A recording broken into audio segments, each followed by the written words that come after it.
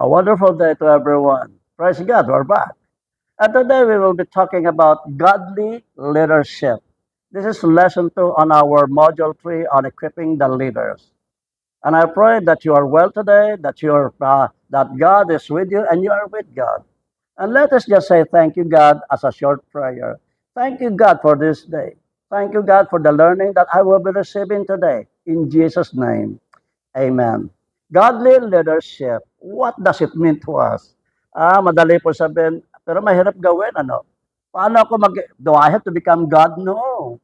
If you are leading people, if you are called to do something as a leader, then you must do it according to the precepts, according to the examples set by the Lord Jesus Christ. You know, in John 13, 1 to 15, Jesus, while preparing for the Passover, he stood up, he unrobed himself, and wrapped himself with a towel. And then started, and he took a basin, pour water in it, and then he started to wash the disciples' feet. Pagdating niya kay Peter, ang sabi ni Peter, Lord, you're not going to wash my feet. And Jesus said, Peter, if I will not wash your feet, you will have no part with me. Then sabi ni Peter, then wash me, bath me. Ang sabi naman ni Lord, Peter, ang sino man naligo na, pinaligo na malinis na. But nag-serve sila after that washing, then nag-communion sila, and he served even Judas. And after serving, he told Judas, Judas, what you are supposed to do it and do it quickly. Sipin mo, alam niya pinagkanulo na siya ni Judas. Pinabilisan pa niya, gawin mo na, Judas. And verse 15, Jesus said, I have shown you an example for you to follow. Now, godly leadership is a leadership that is patterned on the examples of the Lord Jesus Christ. Simple lamang po ang definition. And for us to have an illustration as to what is to understand a godly leadership, let us study part of David's life and Peter's life. So, first, Psalm 23. Tingnan po natin. David wrote this. You know, when David wrote this, he was already a king, an old king. He was already done as being shepherd, as a king. Ito, doon na siya. At hindi pa naman siya papalitan, pero matanda na po siya. And then, ang sabi niya, the Lord is my shepherd. Now, first things first, if you want to be able to do a godly leadership, then submit yourself to God. Take Him as your leader, as your shepherd. Ang sabi niya personal, the Lord is my, no God, my shepherd. You cannot do godly leadership if you don't know God. And so, dinugtungan pa niya, sabi niya, I shall not want. So, a godly leader, is a good leader. He makes the people live satisfied in life. And sabi, He makes me lie in green pasture. And I tell you, green pasture doesn't come overnight. No, inakahanda yan ng pastor months before summer. Because during summer, the valley is brown, walang water. But up in the mountains, meron po doon plateau. And doon po, umakyat baba ang pastol po doon, alagaan niya yung daanan nila ng mga tupa hanggang sa makarating sila sa plateau, sa ibabaw ng bundok. Sa ibabaw ng bundok, every morning sila ang sumasalo ng fog or ng dew. And every morning, yung blade ng grass, meron silang tubig. And I think you know what I'm talking about here. And so, bago dumating ang summer, nakahanda na po yung green pasture. Ang tandaan mo kapatid, if you are a godly leader, yun ang dapat natin gagawin. Huwag mo hintayin magka-problema ang tao bago mo siya dalawin, bago mo siya pag-pray. Mahirap na po yung pag-pray mo kung kailan na malala na. Mas maganda po ipag-pray mo na wala pang sakit. Prepare and make their lives satisfied. I shall not want. Kaya sabi ni David, the Lord is my shepherd, I shall not want. And the second, good leaders or godly leaders do not weary the followers. Hindi niya pinapagod ang kanyang mga tagasunod. Ang sabi, He makes me lie down in green pastures. Alam niyo ang tupa, hindi po yan hihiga kung gutom. Hindi yan hihiga kung may kaaway siya dyan. Hindi yan hihiga kung may mga tinik dyan at may mga predators like snake. hihiga lamang ang tupa when he is satisfied. And so sabi, the Lord is my shepherd, I shall not want. Satisfied na. And here, pinahihigaan niya. Alam niyo, pag pinahigaan ang isang bagay sa tao, kakarelax siya. So, if you want to have a godly leader, don't worry. Huwag mo pagurin ang mga tagasunod. And godly leaders are good leaders. And they lead the people to the path of righteousness, not on the path of wickedness, for God's sake. Ang sabi, He leads me to the paths of righteousness for His name's sake. Mga kapatid, pagka ikaw po ay godly leader, you will not lead your people to danger, to traps, to snares, or to wickedness. You, as a godly leader, lead the people to righteousness and lead the people to Christ. And the Holy Spirit will be with you. He will guide you. And next, if you want to be a godly leader, be a good leader. And good leaders do not long for fame or popularity.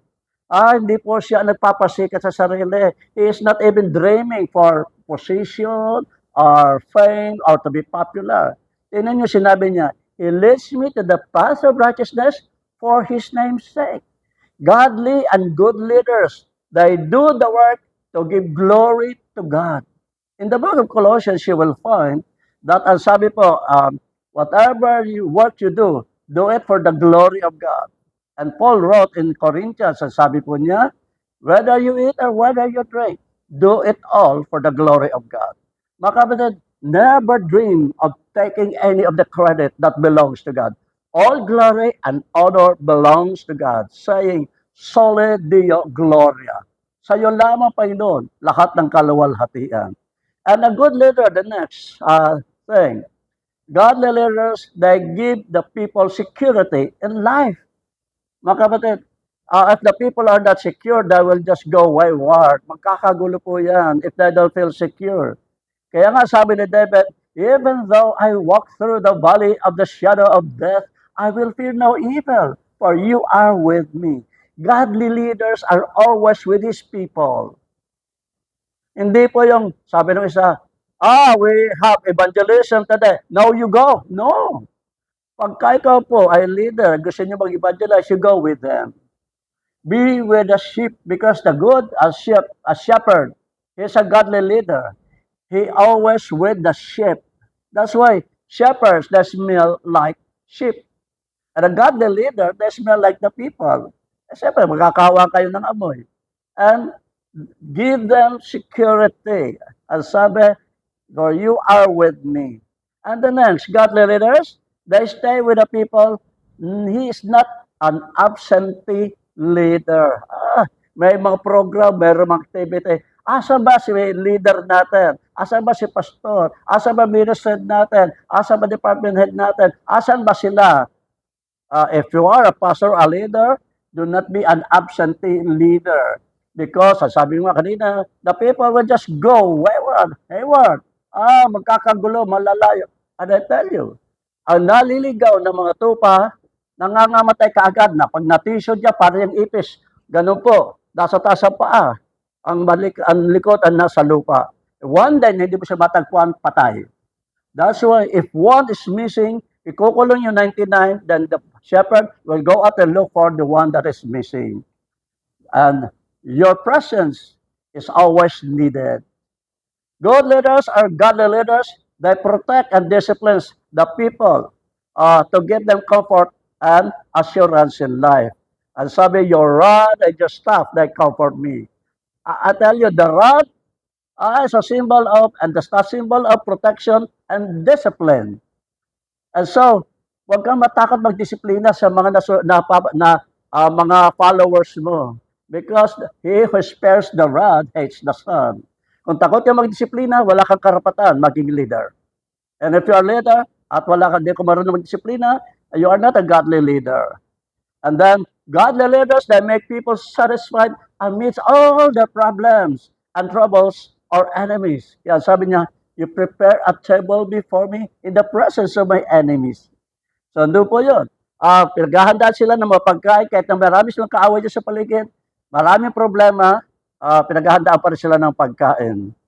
And godly leaders make people overflow with love and presence of God. You anoint my head with oil, my cup overflows. Maganda po yun. And if you are a godly leader, if you want to be a godly leader, make sure that you share all your loving care to the people so that they would reach their final destiny in the lives in the presence of God. Look at verse 6. Surely goodness and loving kindness will follow me all the days of my life, and I will dwell in the house of the Lord forever. Now listen to this. Salvation starts from the cross and it ends in heaven. So, you keep watch on the people that was entrusted to you. Pag naborn again, wag mo na, bahala ka na sa buhay mo. No. Guide them, lead them. And godly leadership is always effective as it follows the ways of the shepherd. Now also in First Peter chapter 5, 1 to 5, Peter advises his readers the following to be a godly leader. First, be willing to be shepherds, leaders of the Lord's flock. Your flock is the Lord's. Moses said in Exodus 33, remember, Lord, that this people is your nation, or this nation is your people. You may be leading a big group. Hindi mo pag-aari yan, kapatid. Hindi ka namatay para sa kanila. Only Jesus died for them. So remember always, do not take the credit that belongs to Jesus Christ. The people that is following you, they are the Lord's. Sa Panginoon niya. Pangalawa, sabi ni Peter, be eager to serve. Huwag po yung tatamad-tamad tayo. Alam mo, ang tamad na leader, wala po magagawang mabuti. Ang leader, mga kapatid, parang langgam. Alam niyo langgam? During summer, wala nga silang leader doon eh. They just collect food and collect for the rainy days. So pagdating ng rainy days, meron silang mga papagkain. And do not be greedy. I'm sorry to say this. But we serve God, we lead people not for gain, for personal gain. It is not what we will receive, love gift, monetary, salary, or what, no.